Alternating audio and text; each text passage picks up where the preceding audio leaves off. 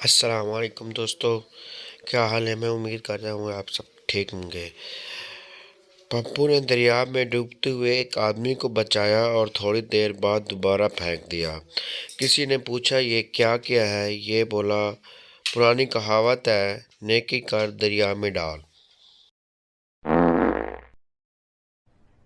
ارے کہنا کیا چاہتے ہو؟ بچپن بھی کتنا فنی تھا نا، رات کو چادر اوڑھ لینے کے بعد لگتا تھا کہ اب بھوت نہیں پکڑ پائے گا۔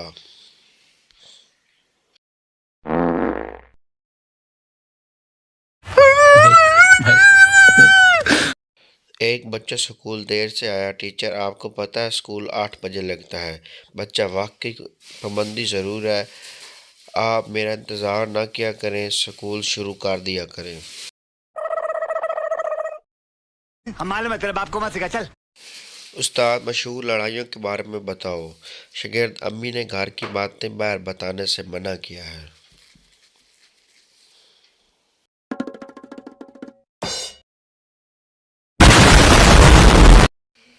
باپ بیٹا میرے لیے ایک گلاس پانی لانا۔ بیٹا سوری ابو میں گیم کھیل رہا ہوں، میں نہیں لا سکتا۔ دوسرا بیٹا ابو یہ تو ہے ہی بدتمیز، جائیں آپ خود جا کر پی لیں۔ دیکھا آپ نے لاپرواہی کا نتیجہ ہے۔ استاد نے مجھ سے پوچھا تمہارے گھر میں کون سی زبان بولی جاتی ہے؟ میں نے زبان نکال کر دکھا دی، یہ والی۔ اب اس پر مارنے کی کیا ضرورت تھی؟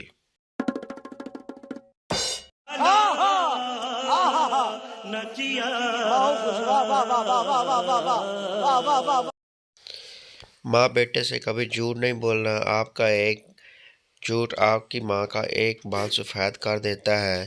بیٹا معصومیت سے اچھا، اس لیے نانی کے سارے بال سفید ہو گئے ہیں۔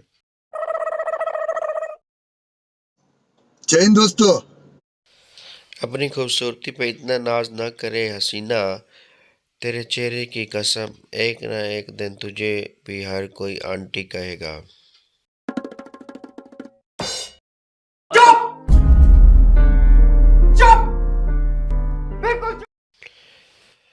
آج چھوٹے بھائی کو پڑھا رہا تھا تو اس سے پوچھا بڑے ہو کر کیا بنو گے؟ جواب امی کی طرف سے آیا تمہاری طرح ہی ڈھیٹ بنے گا۔ Control control.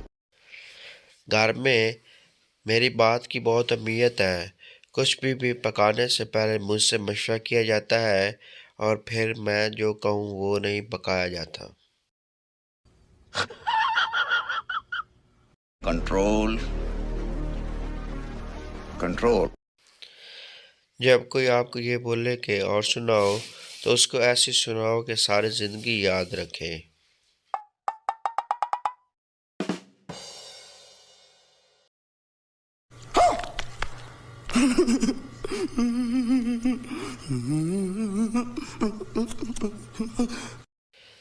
کچھ لوگ بے عزت کرنے سے پہلے آفیشیل اجازت لیتے ہیں، جیسے کہ برا نہ مناؤ ایک بات کہوں۔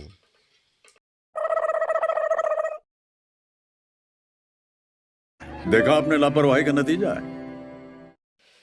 لڑکی دکاندار سے بھائی یہ باندری کتنے کی ہے؟ دکاندار محترمہ یہ شیشہ ہے۔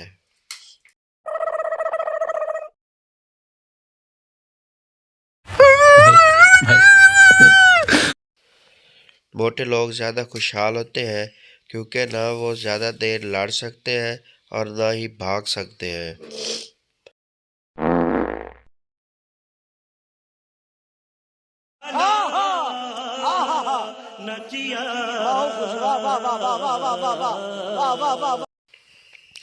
دل سے تمہارا خیال جاتا نہیں، تمہارے سوا کوئی یاد آتا نہیں۔ حسرت ہے روز تم کو دیکھوں، پر وہ منداری والا اب تمہیں ساتھ لاتا نہیں۔ ہم معلوم ہے تیرے باپ کو مت سکھا، چل۔ شاعر بہت جدا ہے اوروں سے میرے درد کی کیفیت، زخم کو کوئی نشان نہیں، درد کی کوئی انتہا نہیں۔ مجمع سے آواز آئی بواسیر۔ ہم معلوم ہے تیرے باپ کو مت سکھا، چل۔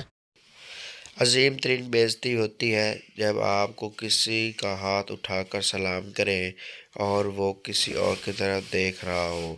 میں امید کرتا ہوں کہ دوستو آپ کو یہ میری ویڈیو پسند آئے گی، اور میرے چینل کو سبسکرائب اور گھنٹی کے بٹن کو دبا دیں اور ویڈیو کو زیادہ سے زیادہ شیئر کیا کریں۔